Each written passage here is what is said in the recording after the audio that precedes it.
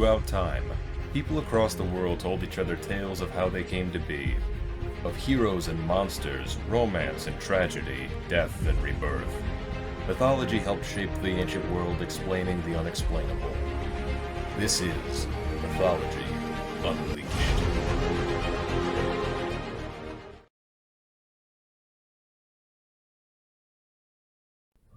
In every culture, there is a being who changes the entire world through their actions. Sometimes it is a brave soul with boundless strength, whose battles shape the earth and the sky, while other times it is a cunning trickster, doing what they're not supposed to do. Stories told by the Maori of New Zealand, and across countless islands throughout the Pacific, tell of a powerful shapeshifter and strong demigod who is celebrated both as a culture hero and an unapologetic trickster. Maui. In the earliest days of the world, Maui was born to Turanga and the immortal guardian of the underworld, Makea Tutara. But he was born prematurely, small and sickly, by no means expected to survive. In order to spare the child a harsh upbringing, Turanga wrapped her newborn child in a tuft of her own hair and cast him into the sea. Maui did not die, however, as he was saved from the ocean, the churning waves shaping the child into a large and healthy baby boy. Some say that he was pitied by the gods and raised by the Sky Father Rangi. Others that he was rescued and cared for by marine life, before being adopted by a kindly elderly man, his grandfather in fact. Regardless, Maui grew strong and adept at magic, namely in the power of shapeshifting into various animals. When he was old enough, he returned to his mother and her family, consisting of his 4 brothers and sister, Hina. Turanga and her other children were naturally wary of this newcomer, even attempting to cast him away. But Maui proved himself to be Turanga's son, though there were still lingering feelings of distrust and even envy and animosity amongst the brothers. Though Maui was reunited with most of his family, he still longed to meet his father. He soon noticed that each night his mother would leave the hut, pull up a clump of long grass, and descend into a large tunnel that led to the underworld and to her husband. So one night, Maui followed his mother to the underworld in the form of a kareru. Upon Maui transforming back into human form, his father, Makea Tutara, embraced him as his son, and then took him to the water to grant him a proper baptism. But in his excitement, Makea Tutara rushed through the ceremony, making a number of mistakes in the ritual, signifying that Maui would someday die. But Maui lived his life fearlessly, doing whatever he wished, and if something happened to get in his way, he simply removed the obstacle through either brute force or clever tactic, and in some cases both. For example, when he was young, the days were incredibly short, as the sun raced across the sky each day, leaving no time for work to get done, or food to be cultivated, or games to be played. So Maui set about taming the sun, armed with an enchanted jawbone given to him by his grandmother, and a plaited rope entwined with strands of his sister's hair. With his brothers in tow, Maui journeyed to the east, to the edge of the pit, from which the sun god, Tamanuitera, would emerge each morning. As the sun began to rise, the brothers snared him with the magical rope, as Maui savagely smashed the sun's face over and over again with the jawbone club, until Tamanuitera was so weak that it could only limp across the sky, and has since never fully recovered, granting the mortal world its longer days. In another episode, Maui stowed away within his brother's massive boat and joined them on their fishing trip, much to their chagrin. Maui's brothers would have turned back and left him home, were they not already so far out to sea, and they refused to give him any bait for fishing. So Maui stuck the needle point of his hook into his nose and used his own blood as fish bait.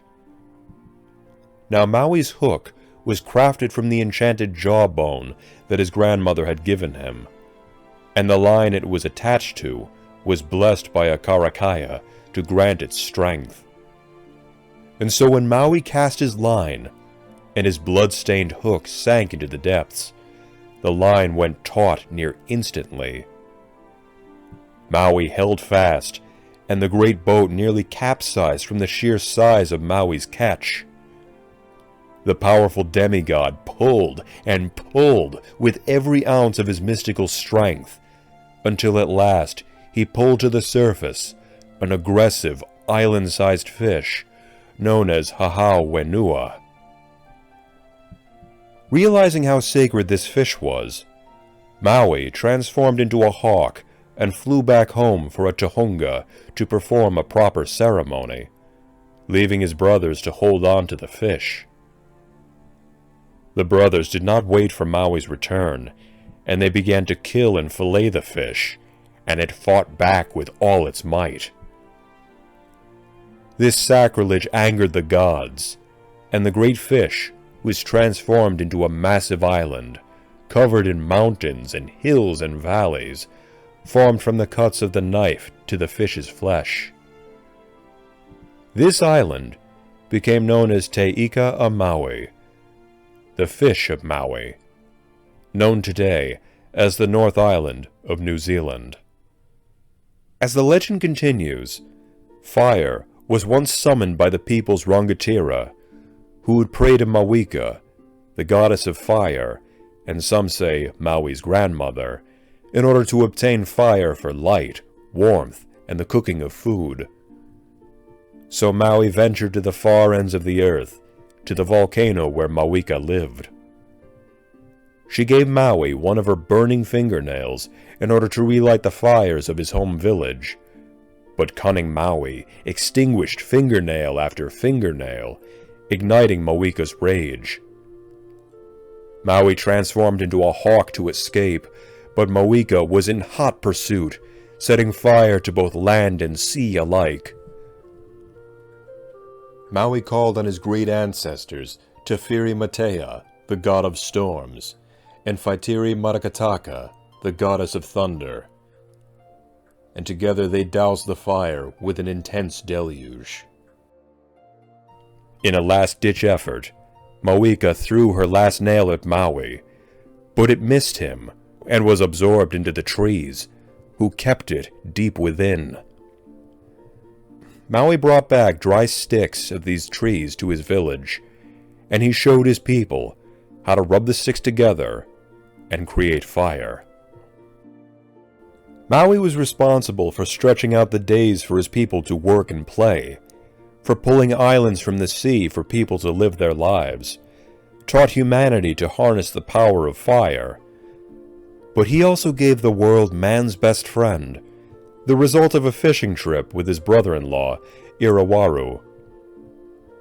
Irawaru succeeded in irritating Maui, some say by being better at fishing than Maui, or by letting their fishing lines become entangled, or by being notably greedy in nature. No matter the provocation, when Maui and Irawaru returned to the shore, Maui had transformed his brother-in-law into the first dog, much to his sister's displeasure. In many ways, Maui defied the natural order of the world and rewrote it for his own purposes. But Maui's days eventually came to an end, ironically, in an attempt to obtain immortality for human beings. With a small company, Maui set out to the west, to the resting place of Hine Nui Tepo, the goddess of death. To accomplish his goal, Maui had to enter her womb, travel through her body and emerge through her mouth.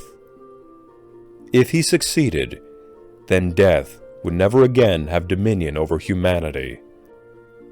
Maui relayed his plan to his company, for which he would take on the form of a caterpillar, and he ordered them to be utterly silent, lest the plan not succeed.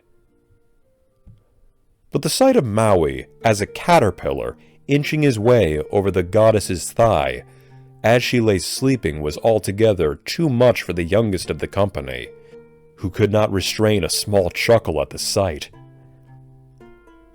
With a start, the goddess awoke, realized the plan, and crushed the helpless Maui between her thighs. Maui had died the way he had lived, as a daring trickster, and his lifetime of adventures shaped the very world as it is known today. The child, who was born a demigod, cast into the sea to be forgotten, saved by the gods and returned to his family, a super-strong and magical being, who tamed the sun, fished up islands, mastered fire and more by being equal parts hero and trickster. From the legends of Maui, the Maori people knew that they could change the world about them with equal parts strength and cunning, and the courage to make those changes possible.